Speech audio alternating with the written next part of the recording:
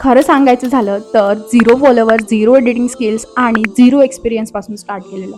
मला वाटलं एकच रील टाकेन, हार्डली 1-2 फॉलोवर्स येतील, 1-2 व्ह्यूज येतील, त्यानंतर मी थांबेन.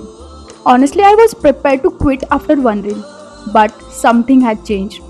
I realized कॉन्टेंट क्रिएशनसाठी अभ्यास करणं, थिंग्स एक्सप्लेन करणं, एडिट करणं आणि तो व्हिडिओ कंप्लीट झाल्यानंतरचं जे सॅटिस्फॅक्शन आहे, दॅट फिलिंग वॉज अमेझिंग. हे सगळं अनएक्सपेक्टेड होतं माझ्यासाठी.